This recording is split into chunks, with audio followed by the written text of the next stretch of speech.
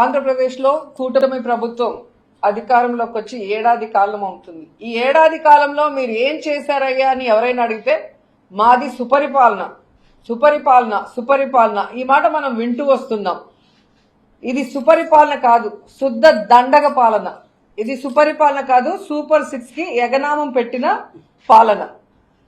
జగన్మోహన్ రెడ్డి గారు ఈ రాష్ట్రంలో ఉన్న పేదవాళ్ళందరికీ కులం మతం పార్టీ చూడకుండా అన్ని సంక్షేమ పథకాలు తాను ముఖ్యమంత్రి అయిన మొదటి సంవత్సరం నుంచే 5 సంవత్సరాలు ఏ విధంగా ప్రతి ఇంటికి కూడా అందజేశారో మనం కళ్ళారా చూసాం. అంతకు మించి ఇస్తానన్న చంద్రబాబు నాయుడు కూటమి ప్రభుత్వం ఈ ఏడాది పాలనలో ఒక్కడంటే ఒక్కటైనా ఇవ్వడానికి ముందుకొచ్చారని నేను ప్రశ్నిస్తున్నా. ఈరోజు సుపరిపాలన అంటే ఏంటి? 1,60,000 కోట్ల అప్పు చేయడం సుపరిపాలన. ఫస్ట్ ఏడాదే 81,000 కోట్లు ప్రజలకి ఎగనామం పెట్టడం సుపరిపాలన. చెప్పిన సూపర్ 6 లో ఒక్కటి కూడా అమలు చేయకపోవడం సుపరిపాలన. ఈ రాష్ట్రంలో ఆడవాళ్ల మీద దేశంలో ఎక్కడా జరగనటువంటి విధంగా అత్యాచారాలు, వాళ్ళని హత్య చేయటం, ముక్కలు ముక్కలు చేయటం, పొదల్లో వేసేయటం, పూడ్చిపెట్టడం, దీన్నే సుపరిపాలన అంటారా? 17 మెడికల్ కాలేజీల్ని అమ్మకానికి పెట్టడం సుపరిపాలన అంటారా? లేదా రాష్ట్రం మొత్తం డ్రగ్స్ గంజాయి డోర్ డెలివరీ చేయడాన్ని సుపరిపాలన అంటారా? లేదా సందు సందుకి గొంతుకి మందుబాబులను తయారు చేయడాన్ని సుపరిపాలన అంటారా?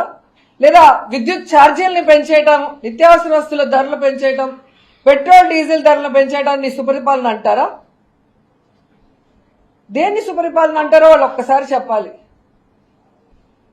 అసలు సిబిఎన్ లోనే అన్నీ ఉన్నాయి. సి అంటే చీటింగ్, బి అంటే బాధుడే బాధుడు, ఎన్ అంటే నేరాలు. చంద్రబాబు నాయుడు ముఖ్యమంత్రి అయిన మొదటి ఏడాదే ప్రజలకు ఇవ్వాల్సిన ఆయన ప్రామిస్ చేసినవి ఏవీ చేయకుండా 81,000 కోట్లని ఎగ్గొట్టి చీటింగ్ చేశాడు. ఆయన ముఖ్యమంత్రి అయిన మొదటి సంవత్సరంలోనే రిజిస్ట్రేషన్ ఛార్జీలు పెంచాడు, విద్యుత్ ఛార్జీలు పెంచాడు, పెట్రోల్ డీజిల్ ధరలు పెంచి బాధుడే బాధుడని ప్రజల్ని బాధ వదిలాడు.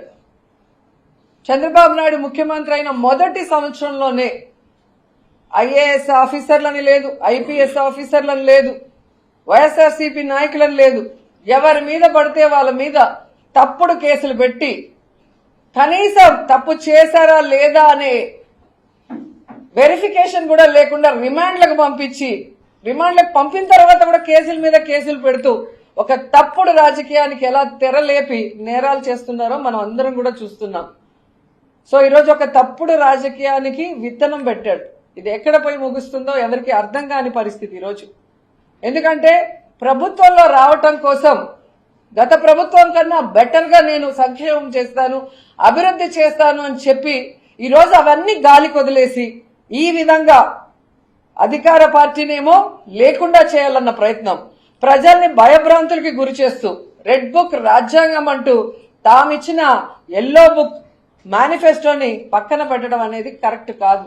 ఈ సంవత్సర కాలంలో మీరు చూడండి, ఏది చేయకుండా మళ్ళీ సిగ్గు లేకుండా కళ్ళార్పకుండా ఎంత బాగా అబద్ధం అంటే సూపర్ 6 మేము చేసేసాం అని ఒక ముఖ్యమంత్రి నిస్సిగ్గుగా అబద్ధం చెప్తుంటే ప్రజలు ఆశ్చర్యపోతున్నారు.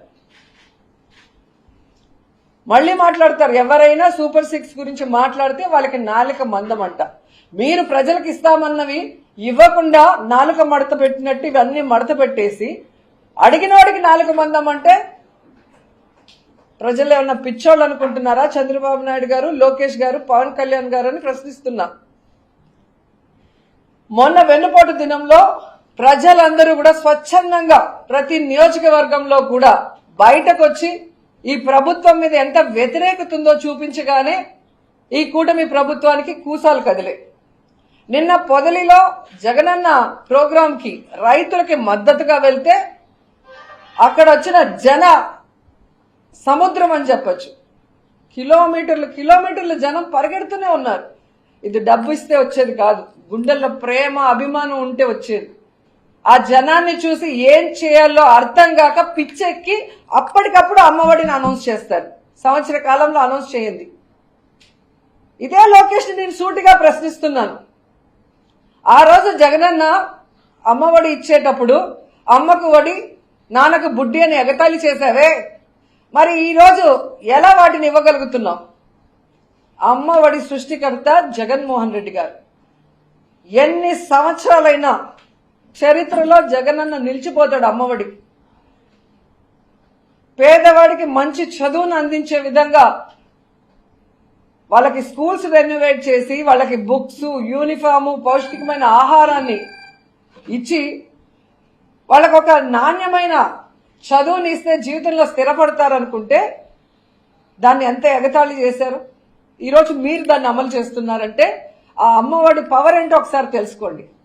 జగనన్న పిల్లలకి పరిశుభ్రంగా ఉండాలని మెయింటెనెన్స్ కి ఒక సచివాలయ సెక్రటరీ ద్వారా ఒక 1000 రూపాయలు తీసుకుంటే ఎంత నానాయాగి చేసావు.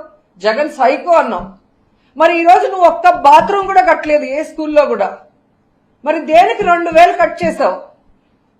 అప్పుడు నిన్నేమనాలి? సైతాన్ అనాలా, సైకో అనాలా, లేకపోతే ఏమనాలో నువ్వే కాస్త చెప్పు అని అడుగుతున్నాను.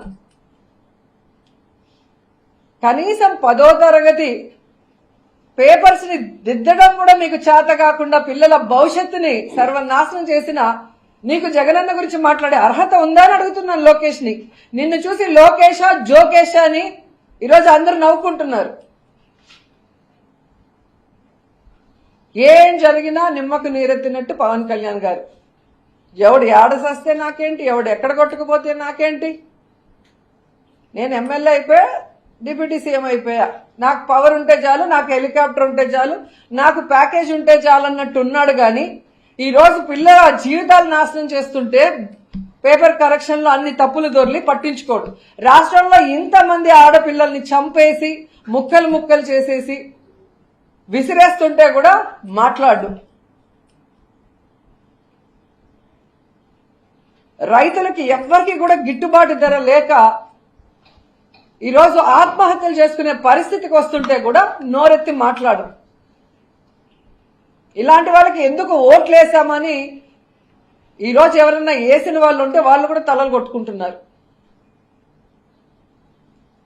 ఒక్కటే హెచ్చరిస్తున్నాం కూటమి ప్రభుత్వాన్ని, మా దగ్గర అధికారం ఉంది, మా దగ్గర పోలీస్ యంత్రాంగం ఉంది, మేము ఏమైనా చేయగలం అనుకుంటే మీ హనీమూన్ పీరియడ్ అయిపోయింది. సంవత్సర కాలం మీరు ఏ విధంగా అయితే దొంగ కేసులు పెట్టి కొమ్మినేని గారు లాంటి వాళ్ళని పెట్టినప్పుడు సుప్రీంకోర్టు ఎలా చెంపదెబ్బ కొట్టిందో మీరు చూశారు. సో మీ బ్యాడ్ టైం స్టార్ట్ అయింది. ఇక మీదట మీరు దొంగ కేసులు పెట్టాలి లేదా ప్రజలకు ఇచ్చిన హామీల్ని ఎగరగొట్టడానికి పోలీసుని ఉపయోగించి బెదిరించాలి అంటే ఎవరు బెదిరే పరిస్థితి లేదు.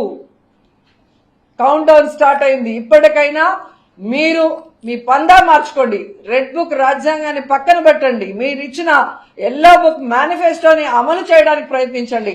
లేకపోతే వైఎస్ఆర్సీపీ ప్రజల పక్షాన నిలబడి ఎంత దూరమైన పోరాటానికి సిద్ధంగా ఉందని హెచ్చరిస్తున్నాం.